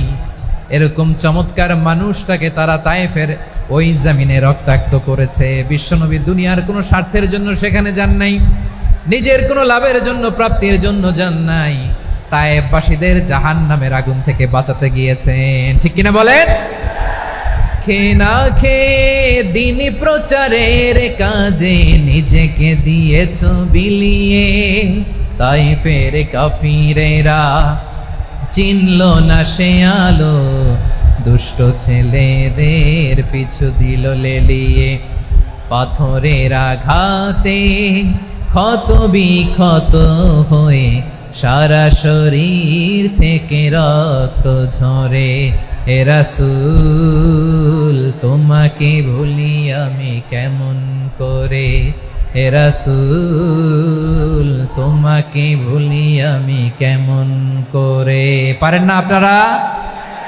ধরুন আমার সাথে। হাজার ব্যথা বেদনার পরে ফিরে আসনি তুমি আপন ঘরে, দিনের আলো তুমি ছড়িয়ে দিতে, চলে গেলে মদিনায় মক্কা ছেড়ে। হে রাসূল তোমাকে ভুলি আমি কেমন করে, হে রাসূল তোমাকে ভুলি আমি কেমন করে। ঠিক কিনা বলেন? প্রিয় ভাইরা, তায়েফের ছেলেরা নবীকে রক্তাক্ত করলো। আমার নবী কই যাবে? কই যাবে? মক্কায় জায়গা নাই, তায়েফে জায়গা নাই। তায়েফ থেকে ভারাক্রান্ত মন নিয়ে আমার নবী মক্কায় ফিরে আসলেন। বিশ্ব নবী মক্কায় ঢুকতে পারেন না। মক্কার মরুভূমির দিকে তাকিয়ে, উপত্যকার দিকে তাকিয়ে বিশ্বনবী ধা ধা করে কাঁদেন, ঝরঝর করে। নবীর চেহারা মোবারক থেকে চোখের পানিগুলো বেয়ে বেয়ে পড়ে। আমার জন্মস্থান, আমার শৈশব, কৈশোর, যৌবন কেটেছে এই মক্কায়, আমার এলাকায় আমি ঢুকতে পারি না। বিশ্বনবী মক্কার অনতি দূরে দাঁড়িয়ে জায়েদকে পাঠালেন, জায়েদ যাও দেখো কেউ আমাকে সাপোর্ট করার মতো আছে কিনা, যাও অমুকের কাছে যাও। জায়েদ গেলেন, তারাও প্রত্যাখ্যান করে ফিরিয়ে দেয়। বিশ্বনবী বললেন যাও অমুক লোকের কাছে যাও, তিনিও প্রত্যাখ্যান করে ফিরিয়ে দিলেন। কেউ বিশ্বনবীকে আশ্রয় দিতে রাজি হয় না। নিজ জন্মভূমিতে বিতাড়িত বিশ্বনবী, সর্বশেষ বিশ্বনবী বললেন যাও মুতঈম ইবনে আদির ঘরে যাও। মুতঈম ইবনে আদি মুশরিক, তার কাছে যাও। গেলেন, মুতঈম ইবনে আদি রাজি হয়ে গেল। সুবহানাল্লাহ বলেন। দেখেন, অনেক বিপদের সময়ও আমি নিজে সাক্ষী, সামাজিকভাবে, রাজনৈতিকভাবে কত ঝঞ্ঝা, কত ষড়যন্ত্র, কত কনস্পাইরেসি পাড়ি দিয়ে আমাদেরকে সামনে এগিয়ে যেতে হয়। এই শত্রুদের ভেতরেও একজনকে দাঁড় করিয়ে দেয় যে আল্লাহর কোরআনের জন্য রেডি হয়ে যায়। পড়েন সুবহানাল্লাহ। মুতঈম ইবনে আদি, আল্লাহ তার মনকে নরম করে দিলেন। মুতঈম বলে, মুহাম্মদ আমি তোমাকে আশ্রয় দিব। তার দুই ছেলেকে পাঠালেন, যাও খোলা তলোয়ার নিয়ে, স্কট দিয়ে, গার্ড অফ অনার দিয়ে মোহাম্মদকে মক্কায় ঢুকাও, আর বলো আমি আমান দেব। আমান কি দিব? আমান মানে সিকিউরিটি, নিরাপত্তা। সিকিউরিটি ছাড়া, আমান দেওয়া ছাড়া কেউ থাকতে পারতো না মক্কায়। দুই ছেলে বিষ্ণু ইসা ইসলামকে নিয়ে আসলো। নবী কাবার চারদিকে তাওয়াফ করলেন, নামাজ পড়লেন। আবু জাহেল, উতবা, শাইবা, ওয়ালিদ ইবনে মুগীরা সবাই দেখে, কেউ কিছু করতে পারে না। কারণ মুতঈম ইবনে আদি ঘোষণা দিয়েছেন আমি মুহাম্মদকে আমান দিয়েছি, মুহাম্মদের গায়ে যেন কেউ স্পর্শ না করে। আওয়াজ করে পড়েন সুবহানাল্লাহ। নবীর এই বিপদকালে মুহূর্তে মুতঈমের হৃদয়টারে নরম করে দিল কে? আচ্ছা, লালমনিরহাটের ভাইয়েরা বলেন, এই মুতঈম কি মুসলিম ছিল না মুশরিক? সবাই বলতে হবে মুসলিম না মুশরিক? তাহলে মুশরিকের কাছ থেকে নবী পলিটিক্যাল অ্যাসাইলাম, আধুনিক রাষ্ট্রবিজ্ঞানের ভাষায় পলিটিক্যাল অ্যাসাইলাম, যেটাকে বলে রাজনৈতিক আশ্রয়, ওনার আমান বা নিরাপত্তার এই ঘোষণায় তিনি মক্কায় ঢুকলেন। যতদিন নিরাপত্তা ছিল ছিলেন। মুতঈম যখন মারা গেল, বিষ্ণু ইসলাম হিজরত করে মদিনায় চলে গেলেন। সুবহানাল্লাহ। কিন্তু মুতঈম যে বিশ্বনবীর উপকার করছে এটা বিশ্বনবী ভুলে নাই। আমাদের অনেকে আছে উপকার করার পরে আর খেয়াল থাকে না, খাওয়ার পরে গলা দিয়ে নামলে আর খেয়াল থাকে না। এরকম আছে না নাই? আমার নবী বলে নাই, বদরের প্রান্তরে 70 জন কাফেরকে যখন বন্দী করে বিশ্বনবীর সামনে হাঁটু গেড়ে দাঁড় করানো হলো, বসানো হলো, 70 জন কাফের। কয়জন? বিশ্বনবী তাদের দিকে তাকিয়ে বললেন, সহিহ বুখারীর বর্ণনা, লাউ কানাল মুতঈম ইবনে আদি হাইয়ান সুম্মা কাল্লামানি হাউলাই নাতনা লা তারাকতুহুম লাহু। বদরের প্রান্তরে 70 জন বন্দী কাফিরের দিকে তাকিয়ে আমার নবী বললেন, আজকে মুতঈম ইবনে আদি যদি বেঁচে থাকতো আর তোমাদের 70 জনের ব্যাপারে যদি মুতঈম এক বাক্যে একটা সুপারিশ করত, তার সম্মানে আজকে তোদের সবাইকে আমি মাফ করে দিতাম। সুবহানাল্লাহ নাই? ওই যে চিল্লাচিল্লি যে কথা বোঝে নাই, কোন জিনিস মিস করছে ওরা নিজেরাও বোঝে নাই। বিশ্বনবী মুতঈমের এই সাহায্যের কথা বলে নাই। 70 জন মুশরিক হাঁটু গেড়ে বসা, নবী চাইলে এখনই এক্সিকিউশন অর্ডার দিতে পারে। তিনি বললেন, আজকে যদি মুতঈম বেঁচে থাকতো আর মুতঈম যদি তোদের জন্য সুপারিশ করতে, এই আবর্জনাগুলোর ব্যাপারে সুপারিশ করতে, আমি মুহূর্তেই তোদেরকে এমনি মাফ করে দিতাম। এবার বলেন, ইসলাম কি ন্যারো মাইন্ডেড না ব্রড মাইন্ডেড? শুধু তাই নয়, যাকে যে সম্মান দেয়ার আমার নবী দিতেন, হোক আস্তিক হোক নাস্তিক, হোক মুসলিম হোক অমুসলিম। বিষ্ণু ইসলাম যখন রোমান সম্রাটের কাছে চিঠি লিখেছেন, আমার প্রিয় লালমনিরহাটের ভাইরা, অল্প কয়েক মিনিট কয়েকটা জরুরি কথা বলবো, এদিকে তাকান, এদিকে তাকান। রোমান সম্রাটের কাছে বিশ্বনবী যখন চিঠি লিখলেন মিন মুহাম্মদ রাসূলিল্লাহ ইলা হিরাকলা আযীমির রোম। মুহাম্মদের পক্ষ থেকে হিরাক্লিয়াসের কাছে, যিনি হচ্ছেন আযীমির রোম। এটা নবী নিজ থেকে বানায় লিখছেন অতিরিক্ত সম্মান দিয়ে। কোন রাষ্ট্রপ্রধান যখন আসে তাদেরকে আমরা কি বলি জানেন? তার নামের শেষে HE এটা লিখতে হয়, H.E. মানে হিজ এক্সেলেন্সি। কি লেখে? হিজ এক্সেলেন্টি, অথবা ইউর হাইনেস, ইউর ম্যাজেস্টি। দেখেন, বিশ্বনবী সাল্লাল্লাহু আলাইহি ওয়াসাল্লাম সব নবীদেরও নবী। তিনি একজন মুশরিক খ্রিস্টান সম্রাট, রোমান সম্রাটের কাছে চিঠি লিখতে যেয়ে লিখতেছে, ইলা হিরাকলা আযীমির রোম, হিরাক্লিয়াসের কাছে আমার চিঠি, যিনি রোমের আযীম, হিজ হাইনেস, মানে রোমের অনেক সম্মানিত এক বাহাদুর। আওয়াজ করে বলেন সুবহানাল্লাহ। তার মানে যাকে যে সম্মান দেয়ার এটা বিশ্বনবী দিতেন। এমনকি যে ইহুদিরা ভালো ছিল, এই ইহুদিদেরও প্রশংসা করেছেন বিশ্বনবী মুহাম্মদুর রাসূলুল্লাহ সাল্লাল্লাহু আলাইহি ওয়াসাল্লাম। এক ইহুদির প্রশংসা করেছেন বিশ্বনবী। ইহুদির কার? আমি তো আমার ভাইয়ের প্রশংসা করি না, আমি তো এক আলেম আরেক আলেমরে স্পেস দেই না, আমি তো এক দায়ী আরেক দায়ীর সাথে বসতে চাই না। আমার নবী ইহুদির প্রশংসা করে। কার প্রশংসা? ওই ইহুদির নাম ছিল মুখাইরিক। সিরাত গ্রন্থ ঘাটলে পাবেন। তিনি বলেছেন, মুখাইরিক খাইরু ইয়াহুদ, Mukhayriq is the best of the Jews. জুইশদের মধ্যে সে সবচেয়ে ভালো। কেন প্রশংসা করলেন তার? এর কারণ মদিনা চার্টারে কথা ছিল, সব ধর্মের মুসলিম মুশরিক ইহুদিরা মিলে মদিনাকে রক্ষা করবে। কিন্তু 3য় হিজরিতে যখন উহুদের যুদ্ধ শুরু হলো, সবার কথা ছিল যেই আক্রমণ করে আমরা মদিনাকে বাঁচাবো। কোন শহরকে বাঁচাবো? মদিনাকে। কিন্তু কুরাইশরা যখন অ্যাটাক করলো, ইহুদিরা আর আসে না, ইহুদিরা আর বেরোয় না। বিষ্ণু বললেন, ওহে ইহুদিরা, তোমরা না চুক্তি করলে আমার সাথে যে মদিনা বাঁচাতে সবাই ঝাঁপিয়ে পড়বো, আসো। একটা ইহুদিও বেরোয় না, কেউ আসে নাই সেদিন, একজন ছাড়া। তার নাম মুখাইরেক। তার নাম কি? মুখাইরেক বাহাদুরের মতো ঘোড়সাওয়ার হয়ে বেরিয়ে গেলেন এবং বললেন, গোটা ইহুদি সাম্রাজ্যের একজনও যদি না আসে, আমি মুখাইরেককে কেউ ঘরে আটকে রাখতে পারবে না। বেরিয়ে আসলেন, এসে বললেন, আমি মুহাম্মদের পক্ষে যুদ্ধ করব। আমি মারা গেলে আমার সম্পদ আমার উত্তরাধিকারীরা পাবে না, আমার সম্পদ তোমরা মুহাম্মদকে দিয়ে দিবা। সুবহানাল্লাহ বলেন। উহুদের ময়দানে 70 জন মুসলমান শহীদ হলো। এই ইহুদি, সেও মুসলমানের পক্ষে যুদ্ধ করে নিহত হলো। সুবহানাল্লাহ বলেন। মুসলিমদের লাশ যখন নিয়ে আসা হলো, এই মুখাইরিকের লাশও নিয়ে আসা হলো। মুসলিমদের লাশের পাশে মুখাইরিকের লাশ দেখে বিশ্বনবী মুখাইরিকের প্রতি অনেক খুশি হলেন। আর বিশ্বনবী খুশি হয়ে বললেন, মুখাইরিক খায়রু ইয়াহুদ। মুখাইরিক, যদিও তুমি ইহুদি, তারপরে তুমি সব ইহুদিদের মধ্যে সেরা ইহুদি। পড়েন সুবহানাল্লাহ। আমার নবী ইহুদিকেও সম্মান দিতে কার্পণ্য করে নাই। আওয়াজ করে বলেন আল্লাহু আকবার। প্রিয় ভাইরা, এবার সর্বশেষ আওয়াজ করে বলেন, ইসলাম কি ন্যারো মাইন্ডেড নাকি ব্রড মাইন্ডেড? সবাই বলেন ন্যারো মাইন্ডেড না ব্রড মাইন্ডেড? এজন্য অমুসলিম হইলেই তারা আমাদের শত্রু নয়। শত্রু কারা? এই লালমনিরহাটের ভাইয়েরা শোনেন, শত্রু কারা? যে সমস্ত অমুসলিম আমাদেরকে নিশ্চিহ্ন করে দিতে চায়,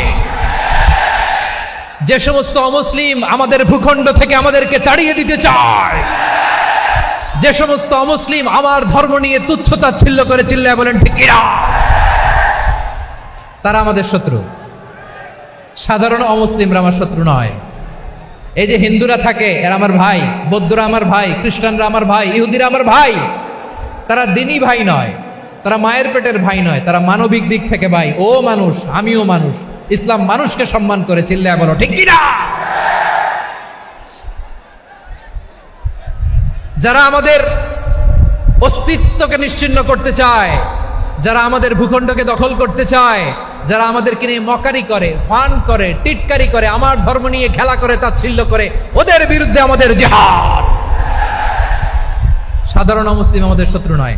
আপনি জানেন নিউ ইয়র্কে, আমি তো নিউ ইয়র্কে ছিলাম অনেকদিন, ওখানে ফিলিস্তিনিদের পক্ষে যখন আমরা মিছিল করেছি, অনেক ইহুদি আমাদের সাথে মিছিলে দাঁড়িয়েছে।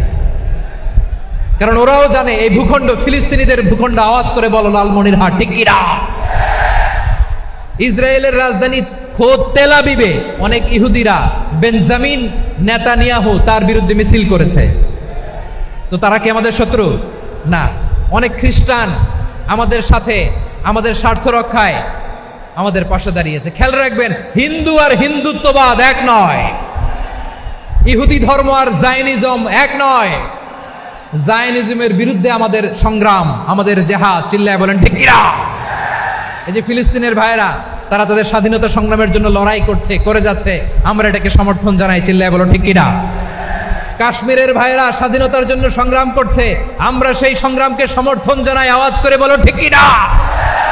যারাই আমাদের ইসলামকে নিশ্চিহ্ন করতে চায় তাদের বিরুদ্ধে আমাদের সংগ্রাম, আওয়াজ করে বলতে হবে ঠিক কিনা।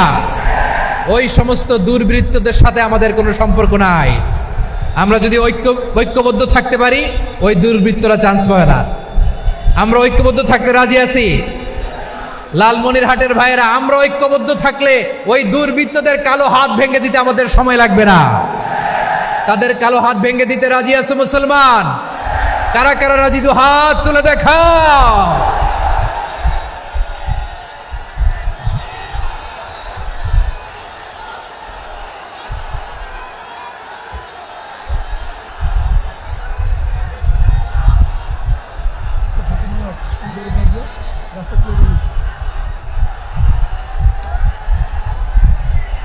আমার প্রাণ প্রিয় লালমনিরহাটের ভাইয়েরা, শত্রু কাফের আর অশত্রু কাফেরের মধ্যে পার্থক্য আছে না নাই? আবু তালেবও মুশরিক, আবু জাহেলও মুশরিক, কিন্তু দুই মুশরিকে পার্থক্য আছে না নাই? আবু তালেব নবীর চাচা, মুশরিক, মারা গিয়েছে মুশরিক অবস্থায়, কিন্তু আজীবন আমার নবীকে আগলে রেখেছে, আমার নবীকে সাপোর্ট করেছে, ভালোবেসেছে। আবু জাহেলও মুশরিক, মারা গিয়েছেও মুশরিক হিসেবে, আজীবন আমার নবীর বিরুদ্ধাচরণ করেছে। আবু জাহেলের শক্তি, সামর্থ্য, স্ট্র্যাটেজি, প্ল্যান সব আমার নবীর বিরুদ্ধে ছিল। আবু জাহেলের কারণে একটা দিন শান্তিতে আমার নবী মক্কায় ঘুমাতে পারে নাই, চিল্লায় বলেন ঠিক কিনা। এজন্য রব্বুল আলামিন বলেন, লা ইয়ানহাকুমুল্লাহু আনিল্লাযীনা লাম ইউকাতিলুকুম ফিদ-দীনি ওয়া লাম ইখরিজুকুম মিন দিয়ারিকুম আন তাবাররুহুম ওয়া তুকসিতু ইলাইহিম ইন্নাল্লাহা ইউহিব্বুল মুকসিতিন। আল্লাহ বলে, গোলামেরা শোনো শোনো, যে সমস্ত অমুসলিম তোমাদের সাথে ধর্মযুদ্ধে লিপ্ত হয় না, তোমাদের বিরুদ্ধে যে সমস্ত অমুসলিম অস্ত্র ধরে না, যে সমস্ত অমুসলিম তোমাদেরকে তোমাদের জন্মস্থান থেকে, ভূখণ্ড থেকে তাড়িয়ে দেয় না, তাদের সাথে ভালো আচরণ করতে আমি আল্লাহ নিষেধ করি নাই। তাদের সাথে সদাচরণে কোনো নিষেধাজ্ঞা নাই, বরং তাদের সাথে সদাচরণ করো, এটাই আমি আল্লাহ চাই। তাহলে আমার যে অমুসলিমরা আমাদের সাথে শত্রুতা করে না, তুচ্ছতাচ্ছিল্য করে না, আমাদের ভূমি থেকে আমাদেরকে উচ্ছেদ করতে চায় না, আমাদের বিরুদ্ধে অস্ত্র ধরে না, ওই অমুসলিম ভাইদের সাথে আমাদের কোনো দ্বন্দ্ব আছে? কোনো বিরোধ আছে? বরং আছে ভালোবাসা। বরং আছে কি? এই ভালোবাসা দিয়েই আমরা বিশ্ব জয় করব। রাজি আছো মুসলমান? আমাদের পুঁজি ভালোবাসা। আমাদের পুঁজি কি? এবার আওয়াজ করে বলেন আমার এই পুরো আলোচনা থেকে the religious coexistence, peaceful coexistence, শান্তিপূর্ণ সহাবস্থান, কমিউনাল হারমোনি, এই সাম্প্রদায়িক সম্প্রীতি, এই আলোচনা থেকে কি বুঝলেন? ইসলাম কি ন্যারো মাইন্ডেড না ব্রড মাইন্ডেড? এই ব্রড মাইন্ডেড হৃদয় নিয়ে ভালোবাসা দিয়ে আমরা বিশ্ব জয় করতে চাই। রাজি আছেন? আল্লাহ কবুল করুক। আমরা সবাই পড়ি আমিন। লালমনিরহাটের জেলা স্টেডিয়ামে আমার প্রিয় মায়েরা বোনেরা, আপনাদের জন্য একটা হাদিস বলে শেষ করব। বিশ্বনবী বলেন, আমার মায়েরা খেয়াল করে শুনুন, বিশ্বনবী আপনাদের উদ্দেশ্য করে বলেন, আল মারআতু ইযা সাল্লাত খামসাহা ওয়া সামাত শাহরাহা হাফিজাত ফুরুজাহা আতাআত বা'লাহা ফালতাদখুল মিন আইয়ি আবওয়াবিল জান্নাতি শাআত। বিশ্বনবী বলেন, ও রমণীরা, ও নারীরা, যে সমস্ত নারী এই 4টা কাজ করবে, এই 4টা কাজের গ্যারান্টি দিবে, তাদেরকে জান্নাতের 8টা দরজার গ্যারান্টি দেয়া হবে। কি 4টা কাজ? 1 নম্বর, আল মারআতু ইযা সাল্লাত খামসাহা, যে নারী 5 ওয়াক্ত নামাজ পড়ে। কি করে? জেলা স্টেডিয়ামে অবস্থানরত আমার নারীরা বোনেরা, বিশ্বনবী আপনাদেরকে 4টা কাজের কথা বলেছেন, খুব বেশি না। 4টা করলে 8 জান্নাতের দরজা সব খোলা। কোনটা দিয়ে যাবেন? যেটা দিয়ে মনে চায়। 1 নাম্বার 5 ওয়াক্ত নামাজ। আমার বোনেরা জোহরের নামাজ পড়তে পড়তে এটা আসরে নিয়ে যায়, আসর পড়তে পড়তে এটা মাগরিবে নিয়ে যায়। এরকম আসরে নাই? লালমনিরহাটে হয়তো নাই। আমার বোনেরা এটা করবেন না। ইন্নাস সালাতা কানাত আলাল মুমিনিনা কিতাবাম মাওকুতা, সময় মতো পড়বেন। সামাত শাহরা, রমাদানের রোজাগুলো রাখবেন। হাফিজাত ফুরুজাহা, যে নারী তার চরিত্রকে হেফাজত করে, তার প্রাইভেট হেফাজত করে, তার লজ্জাস্থান হেফাজত করে।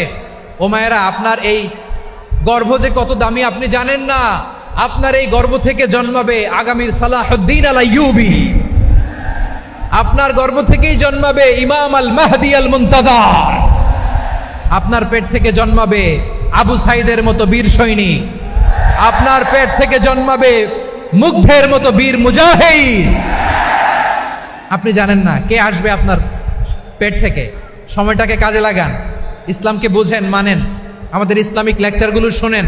আমরা যে বার্তাগুলো, ইনস্ট্রাকশনগুলো, দিক নির্দেশনাগুলো আপনাদের খেদমতে রাখি, এগুলো মেনে চলুন। আপনিই পারেন আপনার ঘরটাকে জান্নাতের টুকরা বানাতে। একটা family, it's a very big institution and you are the MD, the managing director of this institution. চিল্লায় বলেন ঠিক কিনা? চাইলেই পারেন ঘরটারে জান্নাতের টুকরা বানাতে।